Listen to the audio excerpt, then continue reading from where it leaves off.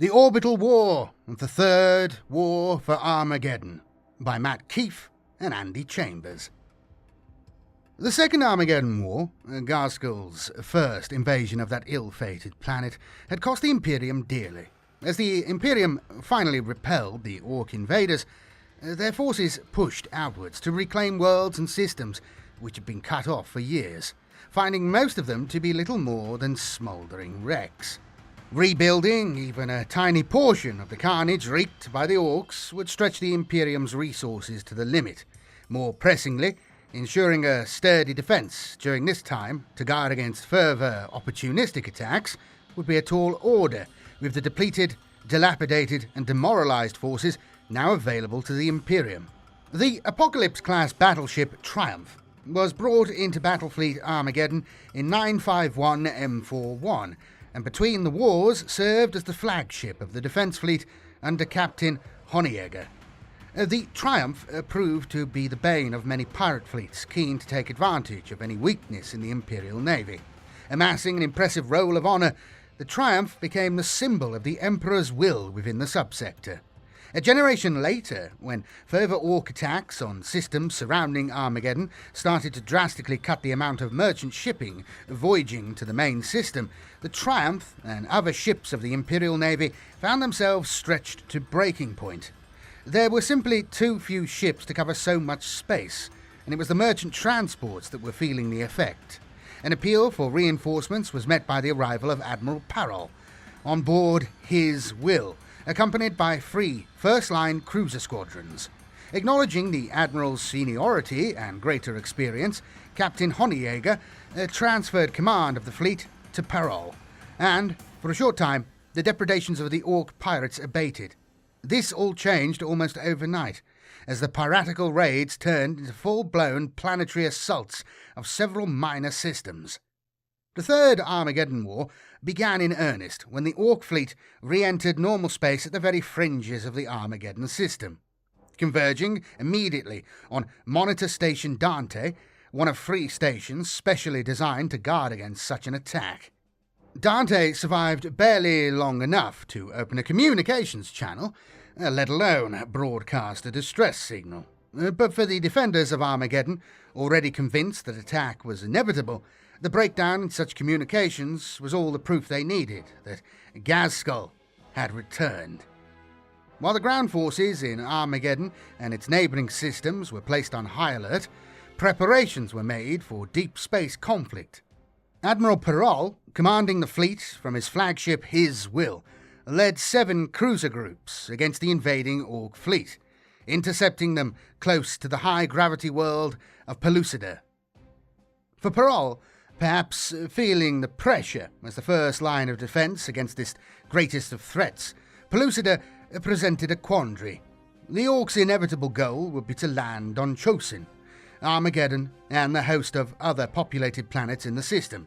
Here, amidst the far less appealing gas giants and barren superplanets of the outer reaches, might well be the only chance the Imperium would get to fully engage the Orc fleet. On the other hand, even the few garbled messages received from Dante Station were enough to tell him that victory would not come against such a numerous enemy. Regardless, perhaps feeling the burden of hope placed upon him, Parol felt forced to commit his entire fleet to an action staged around Palucid. Within 5 days of leaving St. Joan's Dock, the Imperial fleet had encountered leading elements of the Orc fleet, decoying enemy escorts with the battleships as the faster-moving Imperial cruisers used Palucid's gravity well to swing around the Orcs' flanks. The Triumph and His Will worked in concert, combining their fearsome lance armaments to create a lethal web of firepower that no Orc vessel could survive for long. Over 60 enemy escorts were blasted apart for no loss on the Imperial side. As more and more Orc ships joined battle, though, combat degenerated into a chaotic brawl of the sort Orcs excel in. As the bulk of the alien fleet moved further into the Armageddon system, the Imperial ships suffered greatly as the Orcs' combined numbers and suicidal rushes threatened to overwhelm the naval line. The battlecruiser Thunderchild was the first to fall, its captain bravely deciding to fight on whilst crippled rather than disengage, in order that the rest of his squadron could rally around the battleship His Will. As more and more cruiser squadrons started to suffer losses, Admiral Parol ordered the Triumph to keep station, so that the Imperial fleet had a stable rallying point. The Admiral took His Will forward to join the engagement of the first Orc Hulk to enter the pitched battle. Almost immediately, an oversized squadron of cruisers took advantage of the break in the Imperial line and surged forward, taking little damage from His Will's long-ranged broadside fire before bracketing the Triumph and bombarding her with massed fire. Triumph's shields failed within seconds, and its ancient hull was soon battered by the crude but heavy Orc weaponry. As the cruisers moved to the battleship, a series of boarding attempts by attack craft and teleporters took the battle into the very heart of the Triumph, where its crewmen fought valiantly hand to hand against the Orcs. As the crew were diverted from their main duties to fight the boarders, the cruisers in the void outside found it easier to continue their bombardment of the increasingly sluggish Triumph, heedless of the lives of the Orcs they had already sent to board the battleship. Captain Honeyegger was pained by the onslaught his ship had suffered, and reluctantly gave the order to disengage from combat, a feat he barely managed in his crippled vessel. The fighting to clear the Orc boarders from his vessel reportedly took another 4 days to complete. With the Triumph out of action, and 3 more Orc fleets detected entering the Armageddon system, Admiral Parol was forced to disengage the remainder of his ships and regroup them to slow the Orc advance through the Imperial space by any means he could. In the event, the Orcs seemed to care little for the Imperial fleet, obviously viewing the fleeing enemy as good as a destroyed one, and instead sped forward, as fast as they could, towards the glittering jewel of Armageddon itself. Peril and his captains watched on, helpless as their system was overrun. First to feel the wrath of the Orc fleets was the sector naval facility of St. Joan's Dock. As facility commander, Captain Starkos recorded in a transmission to Admiral Parol in the days after Palucid, "I must now report on our own situation here on St. Joan's Dock. As the Orc fleet swept past your line, we prepared for multiple boarding actions, but incredibly the Orcs opted for simple bombardment. Few enemy vessels attempted orbit of our dock, preferring instead to simply unload ammunition into our hull as they continued their headlong rush towards Armageddon itself. I feel that we were in no way a target for them. St. Joan's Dock was just in their way. Over 90% of our surface defences were destroyed in the first 7 hours of the attack, negating our ability to strike back at the invaders. Soon after, enemy assault boats were launched. There was nothing coordinated in their assault, and many of my bridge officers have formed the opinion that the many boarding craft that left the launch bays of passing terror ships were the result of poor discipline amongst the aliens. Simply put, we believe we were finally boarded by Orcs that could not wait any longer to reach Armageddon before engaging in battle. With our defences all but nullified, we were powerless to stop them from entering the dock itself, but I organised combat teams to repel their assault with all haste. We suffered heavy losses as the Orcs fought with literal inhuman ferocity, and the fighting that took place as the aliens pushed towards the main reactors was intense. I was forced to divert many teams to aid in the defence of the reactors, for fear that the dock could be lost altogether if they succeeded in their attack, though this allowed many of their number to sweep unopposed through to some of our upper decks. We now have the Orcs somewhat under control, but we have lost almost all contact with the lower decks and must consider them enemy-held territory. We have the manpower to halt any further advance now that the fleets have moved past us and begun their main assault, but we will never be able to clear the infestation unaided." Although at first report Peril was mildly relieved to hear the fate of St. Joan's Dock, escaping, as it had, complete destruction at the hands of the Orcs, he quickly realised that their dismissal of the station's importance was in fact an even more damning blow to the Imperium's efforts. If the Orcs had no intention of spreading their green curse across the entire system, the sheer scale of invasion which Armageddon was about to face must be even larger than previously feared. Parol reasoned. Still, ever the calm strategist, even amidst their hopeless opening defeats of the war, this chain of events nurtured some hope in Peril. If the Orcs, apparently under direct instruction to do nothing more than bombard St. Joan's Dock, could still not resist their barbaric urge to close and tussle with the enemy, perhaps their actions could be as much of his making as their masters. A strategy of divide and conquer was rapidly becoming the Imperium's last hope. While Peril remained distant from the conflict, regrouping and re-evaluating the Navy's effort in the wake of Palucid, matters on Armageddon had become ever more urgent.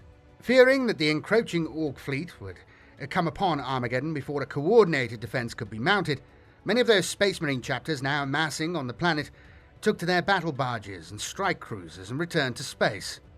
As the Orc fleet approached the assembled fleet, under the command of Black Templar's High Marshal Hellbrecht, they gambled on a single short-lasting volley of fire against the Orcs. Almost in unison, more than a dozen battle barges and several dozen strike cruisers pummeled Ghazghkull's fleet with torpedoes and bombardment cannon, virtually demolishing the first wave of escorts and crippling the hulk rumble death. Even so, Hellbrecht quickly realized that the stars could not belong to the Space Marines that day, and dispatched most of the assembled forces back to the planet, leaving the fleet to retire and join Paril's own Navy vessels in solemnly allowing the Orcs to push on to Armageddon virtually untouched. Following Palucid, as final preparations for a ground war were undertaken, a very serious consideration had to be given to the role the Imperial Navy could play in the coming war. In the Imperium's long history, combined actions where Imperial Navy elements acted principally as transports for the lumbering Imperial Guard armies, or as reserves guarding supply chains and patrol routes, were common, as were the many space-bound wars which the Navy had become accustomed to fighting. Likewise, the chapters of the Adeptus Astartes excelled in swift and bloody fleet actions, designed to hammer a way through to contested planets where their particular penchant for planetary assaults would lend them the upper hand. Armageddon, however, proved to be something quite different. Simply using the Navy to defeat the Orcs in space had proved impossible, since Ghazghkull had no reason to allow any portion of his fleet to be drawn into combat where superior naval discipline would overwhelm Orc brutality. Likewise, relying on the speedy deployment of ground forces to counter the Orcs as they landed was ineffective. The Orc horde was simply too great in number to be conclusively beaten in a solely planet-side conflict, but likewise too vast, and what's more, too reticent, to be properly engaged in space. Instead, a new strategy had to be devised, one allowing the Imperial Navy to operate effectively in deep space, despite being overwhelmingly outnumbered, whilst maintaining enough of a transport capacity to ensure that no single enclave of the system became overlooked or cut off from the Imperial effort. For virtually the first time since the heresy, a system-wide war had broken out which required the complete integration of ground and fleet actions. These problems, initially at least, were not easily overcome. Unusually, the majority of the Imperial fleet was made up of Space Marine vessels, and their role in this mixed campaign was initially unclear. Commitments on the ground led to an undermanned Space Marine fleet, and one further stymied by the need to remain close to their attendant ground forces should the need for sudden movement arise. Any determined attempt to muster a Space Marine fleet for deep space combat invariably compromised other areas of the campaign. After several horrifying defeats in the early part of the war, the Space Marines quickly came to realize, however, that the almost unstoppable numbers in which the Orcs were arriving on Armageddon itself was only being exacerbated by their failure to deal with the threat effectively in space. Angry at his counterpart's arrogant dismissal of the Imperial Navy, High Marshal Hellbrecht of the Black Templars restructured firstly his own men, then gradually all Imperial forces to better fight the war system-wide. Hellbrecht, like many descendants of Dawn, had always prided himself on his willingness to cooperate with other elements of the monolithic Imperial institutions, and this skill at negotiation and delegation proved pivotal. Hellbrecht himself assumed joint command of the fleet, taking responsibility for organised movement and transport affairs, whilst Peril was freed to dedicate his time solely to the actual matter of fighting one of the Imperium's largest ever space conflicts. Hellbrecht quickly realised that the inevitable casualties on the ground were themselves making the size of the Space Marine fleet a problem. Indeed, the Salamanders, one of the chapter's hardest hit in the early stages of the conflict, reluctantly reported to Hellbrecht that 2 of their much-needed battle barges would be unable to attend, as they had been left in a state of near abandonment for several weeks, following an overzealous commitment of their crews to the fighting around Archeron Hive. To Hellbrecht, the master of a chapter whose entire existence is spent aboard their crusade fleets, such problems were easily remedied. The typical Space Marine tactic of boarding had to be stayed. Such close-quarters fighting would be reserved for the bloodied soil of Armageddon itself. Hellbrecht also overcame the initial reluctance of his fellow commanders to withdraw a greater proportion of their men from the ground to place them aboard the fleet, with the insistence that the extra mobility such increased manpower would lend the fleet would make those same Space Marines infinitely better able to return speedily to the surface should the need present itself. Even with such masterfully crafted reforms, the initial Orc assault had already pummeled large parts of Armageddon into a bleeding, smoking mass of rubble and corpses. That battle, Hellbrecht and Parol agreed, was already lost. Instead, both the Marine and Navy vessels withdrew from the immediate space around Armageddon to concentrate instead on a blockade of the system to prevent Orc reinforcements. From this strategy, born of earlier failure, an unexpected boon was gained by the Imperium. Allowing such vast numbers of Orc vessels through pandered to the Orc psyche, as Parol had already presciently noted after St. Joan's Dock, and they began a frantic planetary assault in their millions. Orcs, from the lowest grot to the most ancient and bloated of war bosses, boarded landing craft and plunged violently and insanely towards the planet's surface, leaving their fleet a muddled and disorganized mass. As well as this, the Orc landing diverted the vast majority of their available fighter bombers, leaving the Orc fleet largely without attack craft for the remainder of the campaign, a fact which would cost Ghazghkull dearly. Capitalizing on this, Hellbrecht began the first stage of the war to return space to Imperial control. At the battle, later dubbed Hellbrecht's Revenge, a Space Marine fleet, acting in wedge formation, a tactic allowing powerful forward bombardment whilst retaining as many defensive attributes as possible, closed upon the Orc hulk Rock Dropper. The encounter proved to be something new for many of the Space Marine vessels present, a battle in which the firepower superiority of their vessels was to be utilized almost to the exclusion of their favored boarding and assault tactics. Amongst the fleet, members of the Black Templars and Black Dragons chapters, already experienced naval chapters, excelled beyond all others, and, in their absolute supremacy, acted as a fine example to the rest of the fleet of how the war must henceforth be fought. Against the wedge of vessels, Rock Dropper was unable to move itself into a good firing position without leaving itself vulnerable, even with the sizable armada of escorts, cruisers, and rocks which accompanied it. No matter which way it turned, Rock Dropper found itself pummeled by bombardment cannons. The Orcs, unable to resist the urge to close with the enemy, only brought themselves closer to the hungry guns of the Space Marine fleet. At the loss of 2/3 of its escorting vessels and the apparent death of its war boss, Rock Dropper finally turned to disengage, though it was too late, and its hurried flight served only to bring it into the sights of Ebon Flame, a Black Dragon's battle barge operating in the honour position of the left-hand flank of the wedge. Mere moments after it came into range, the Rock Dropper was torn clean in two, even its wreckage pummeled by the astute Hellbrecht, for fear such a large chunk of a hulk might fall planetward if simply left to float through the ether.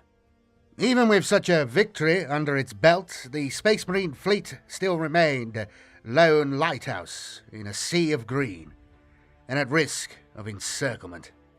At this point, Peril enacted the first stage of his counterpart plan to slowly widen a blockade around the entire Armageddon system. Parol and his fleet emerged alongside the victorious Space Marine fleet just in time to repel a further opportunistic attack from a second Orc fleet. Parol deployed a cordon of battleships and cruisers to the rear of the Space Marines, while determined packs of Imperial escorts saw off the already intimidated Orcs. Parol's maneuver allowed the Space Marines the time needed to disengage from their highly effective but woefully immobile wedge formation in safety. Having at last brought themselves a little breathing space, the fleet dispersed into a series of more effective, smaller battle groups, moving cautiously at first to guard one another's backs, but nonetheless slowly widening the area of space over which they could exert control. Hellbrecht willingly took a back seat to Peril during this stage of the campaign, whose unequal tactical skill allowed the Imperial fleet to rapidly expand its blockade for only minimal losses. Peril was keenly aware that his only advantage lay in the Orcs' predictable pattern of invasion, doing, as they did, a little more than head for whichever planets they hadn't already overrun. Peril clustered his battle groups around the planets in question, though always taking care to remain some distance away from any planetary assaults already underway. Instead, clever manoeuvring, so Peril hoped, would allow his fleet to retain the cover of those planets, moons, and phenomena for as long as they could, before intercepting the Orc fleets as they approached.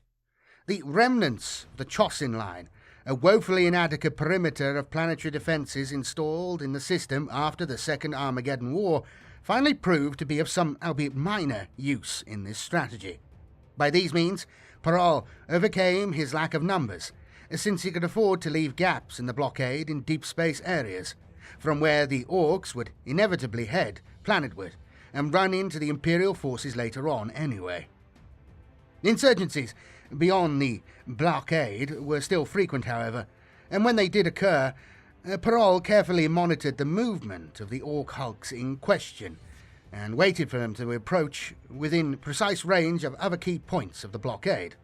At meticulously timed opportunities, battle barges would make a single speedy movement towards a rendezvous point before disabling their own systems and gliding coldly and silently on a straight collision course with the invading hulk. Several hulks and the battleship Gorbag's Revenge were lost to this new silent running tactic, where battle barges would suddenly engage their systems and appear to emerge from nowhere to quickly cripple their unsuspecting prey. Ever the masters of hit-and-run warfare, silent running quickly became a favourite tactic of the White Scars elements of the Imperial fleet, keenly rejoicing in the unexpected ability to fight by their own favoured means, even in the cold blackness of space. The White Scars battle barge Plainsmaster was even renamed the Silent Horseman in honour of this newly adopted mode of attack. Such a blockade would never be strong enough to repel the Orc attack completely. Indeed, both Parol and Hellbrecht would have considered any attempt to do so foolish in light of earlier events.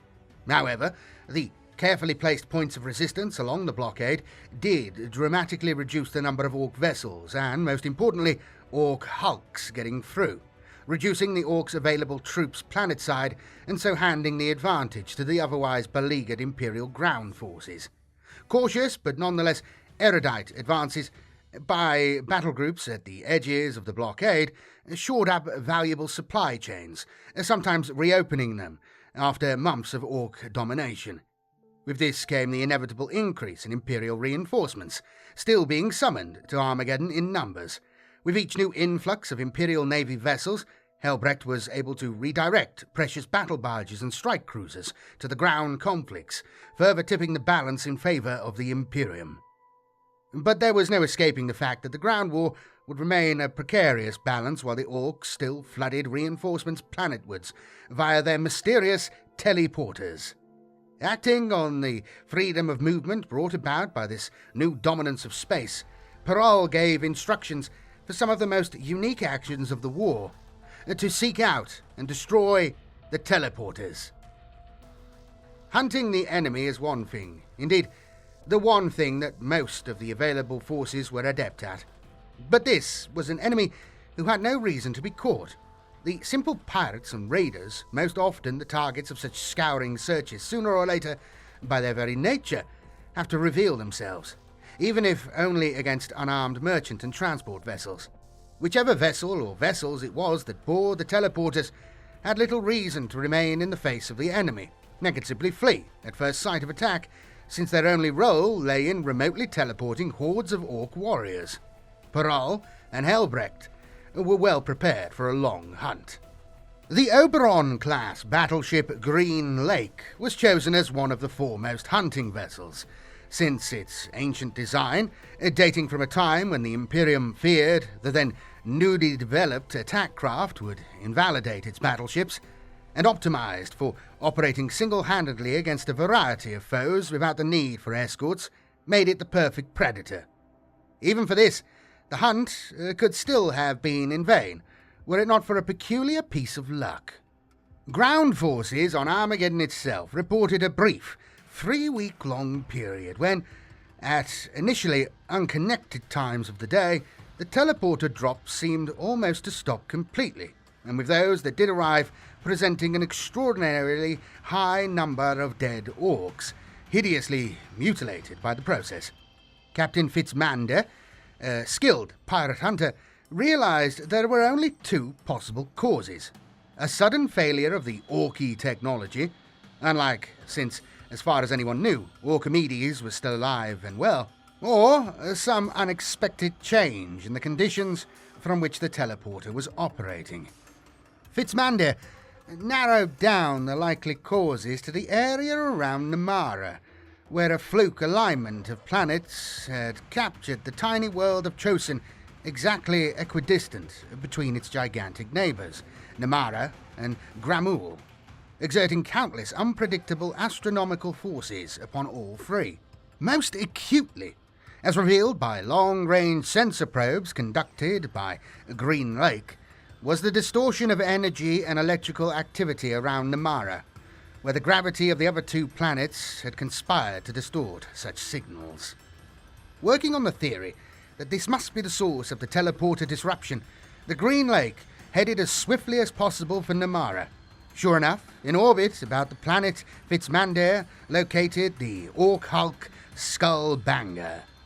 The Green Lake closed quickly, attacking from close range with substantial broadside firepower.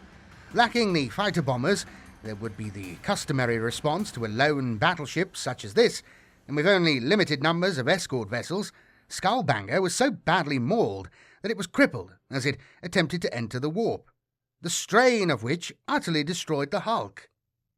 Victorious, the Green Lake pursued the fleeing elements of the Orc fleet, hunting them down in short skirmishes over the course of several days. Green Lake's pursuit continued unabated until the unexpected appearance of the Orc battleship Death Dealer. An exploratory wave of attack craft drew no response from the battleship, leading Fitzmander to assume that, like much of the Orc fleet, Death Dealer was at a distinct shortage when it came to fighter bombers. Relying on proven tactics, Fitzmander elected to close to optimum weapons range and open fire. Little could he have known he had already run too far.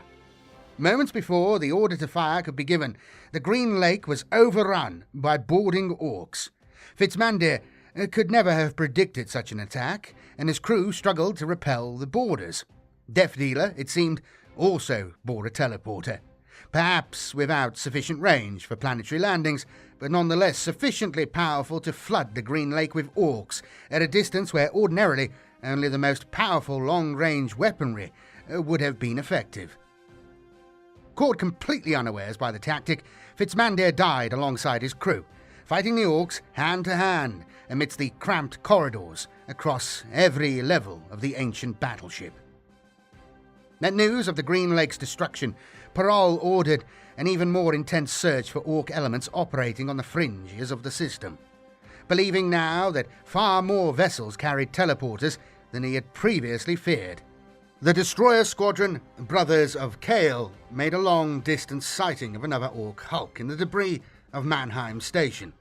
Tortured by the loss of his old friend Fitzmandir, Parol led the attack on the Hulk in person. Just as Skullbanger had done, the Hulk, never properly identified by Imperial sources, broke from orbit and fled, attempting to enter the warp. Parol, aboard his Will, his flagship of many decades, gave desperate chase. Hastily deployed attack craft disrupted the Hulk just enough to prevent it entering the warp, while his Will attempted to close. The speed and maneuverability of the Hulk was startling, so much so that Peril was certain Archimedes himself must be on board. Fearing that such a marvel of Orc engineering might outrun him, Parol abandoned his normal staid methods, forsook all thoughts of proper formation, and simply ordered his Will all ahead full in pursuit of the Hulk. As the Hulk prepared to enter the warp, Parol saw no alternative but to ram, bringing his Will hard into the vulnerable rear starboard side of the Hulk. Parol ordered his crew ready for a desperate boarding action, a call for reinforcements, in support of which was the last communication ever received from his Will before it and the Hulk both slid away into the immaterium. With nothing to suggest he could possibly have survived, Admiral Parol has been presumed dead ever since that moment. While Parol's loss was a bitter blow to the Imperium, it did not seem to be in vain. The teleporter drops ceased at once, seemingly proving that the Hulk Parol encountered had been responsible for most of the Orc reinforcements, making it through the blockade. Next, Hellbrecht chose to make a decisive move, turning almost all the remaining Space Marine vessels inwards from the blockade, aiming to finally confront head-on those Orc vessels which had long held such a strong position around Armageddon itself. Perhaps realizing that he would be stranded should his fleet be lost now, Ghazghkull proved himself once again the most exceptional of Orcs and withdrew huge numbers of his troops to the fleet and swiftly headed out system. Hellbrecht prepared to pursue, but now, wiser than ever to the dangers of dividing his forces too thinly, delayed long enough to retrieve those Space Marines that could be spared from the planet's surface. A number of the other chapters were assigned to close planetary actions, blockading Armageddon itself more tightly behind the departing Orcs, while Hellbrecht withdrew his Black Templars to their ships and initiated a space-bound crusade in pursuit of Ghazghkull's immense fleet. Similarly concerned that the Orcs might simply use their retreat as a means to attack nearby worlds while such substantial numbers of men were tied up on Armageddon, Yarrick ordered that all ground-based Imperial Guard reserves return to fleet transport to be ready for any new planetary assaults, should the need arise. Having seen Ghazghkull slip through his fingers once before, this was not enough for Yarrick, and the old man joined Hellbrecht at the head of the Imperial fleet as it set off in pursuit of his old enemy. The pursuers might have lost Ghazghkull in those first few days of the chase, had it not been for another side effect of Parol's ingenious blockade. The staunch line of resistance, which had once kept the Orcs out, now hemmed them in, or at least forced them to make their presence known as they tried to leave the system. Battle groups on the edges of the blockade reported the Orc fleet's movements, attacking them in delaying hit-and-run attacks, where they could, allowing Yarrick and Hellbrecht in pursuit to close with the Greenskins. Both Hellbrecht and Yarrick knew the fighting was far from over, and prepared for a long campaign against Ghazghkull around the edges of the system, one for which Ghazghkull quickly amassed his surviving vessels into a horrifying armada, poised, once again, perilously close to Armageddon. Behind them, though, the story was rather different. Armageddon itself remained ravaged, and perhaps a little too much effort was concentrated on the planetside campaign by the commanders left there, following the departure of Yarrick, Hellbrecht, and Parol. The Imperium of Man is a vast and nigh immutable thing, unchanged in millennia, as much through its own reluctance as through any lack of means. Typically, for such a lumbering organization, the bold and courageous kind of reforms which Hellbrecht and Peril had instituted to win such a victory as they could were all too quickly forgotten in their absence. As the conflict in space relented a little, pedantic Imperial captains quickly fell into the old habits of needless bureaucracy, insisting on pointless movements of vessels solely to restore old and unnecessary arrangements of battle groups and fleets, as much for their own comfort and sense of place as for any good strategic reason. With such pointless deeds, the Imperial Navy, having achieved such a remarkable success from so pitiful a position at the start of the war, now, just as astonishingly, neglected its advantage, content simply to patrol and defend the blockade which Peril had intended to act as a base for later campaigns, not simply as a place of rest for the lazy or cowardly. The hard-won advantage rests in Imperial hands, though whilst Parol remains missing, presumed lost, it is hard to imagine when, if ever, it will be decisively pressed. And there you go. A little bit of chunky lore from back in the day, from an old boy dwarf. I always got the thing, the third word for Armageddon is so spread out in terms of the lore. I'd love to just have like a campaign book where they just, again, they should just do this anyway, like just lore campaign books they should just release, where it just details out the war, like the old Imperial Armour books. And they've done, like the Sabbath Worlds Crusade got one, but that's only because Dan Abnett did it. You know, I'd love to have an Armageddon War full lore book, you know, with the maps and all the little, you know, comments from soldiers. They did do one back in the day, but it wasn't like, because they didn't know what they were doing with the lore afterwards. It kind of just ends at this point. And of course now they've had this whole thing with Yarick is apparently dead. We don't know what's going on with that.